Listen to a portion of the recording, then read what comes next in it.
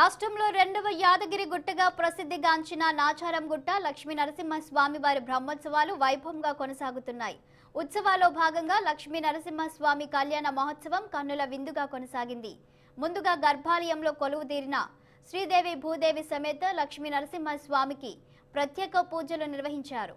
అనంతరం స్వామివారిని ప్రత్యేక వాహనంపై ఉంచి భాజా భజంత్రీల మధ్య ఎదుర్కోలు కార్యక్రమం నిర్వహించారు. ప్రభుత్వం తరపున ఎమ్మెల్సీ యాదవరెడ్డి, అటవీ శాఖ చైర్మన్ ప్రతాప్ రెడ్డిలు కళ్యాణానికి పట్టు వస్త్రాలు సమర్పించారు. ఆలయం నుండి కళ్యాణ వేదిక వరకు లక్ష్మీ నరసింహస్వామిని ఊరేగింపుగా తీసుకువెళ్లి కళ్యాణ మండపంలో కళ్యాణ వేదికపై ఉంచి వేద బ్రాహ్మణులు కళ్యాణ తంతు నిర్వహించారు.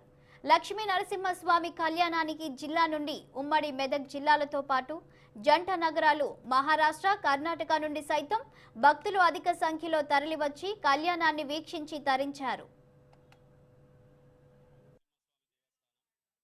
గుట్ట వర్గల్ మండల్ తెలంగాణ రాష్ట్రంలో రెండవ యాదగిరి గుట్టగా విరాజిల్లుతున్న నాచారంగుట్ట నందు వెలిసిన శ్రీ లక్ష్మీనరసింహస్వామి దేవస్థానం బ్రహ్మోత్సవాలలో భాగంగా తిరు కళ్యాణోత్సవం అంగరంగ వైభవంగా జరిగింది. ఈ కళ్యాణోత్సవాన్ని వందలాది మంది దంపతులు కళ్యాణాలు జరిపించుకున్నారు. జంట నగరాల నుండి చుట్టుపక్కల వివిధ గ్రామాల నుండి అశేషంగా భక్తులు పాల్గొన్నారు. ఇట్టి వేలాది మంది భక్తులకు దేవస్థానం వారు సకల సౌకర్యాలు, ఏర్పాట్లు, ఎటువంటి ఇబ్బంది లేకుండా కలిగించినారు.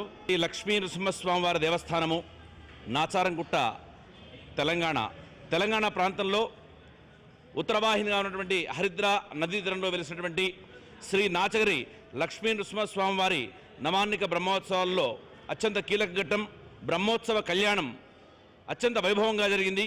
ఈ కళ్యాణోత్సవం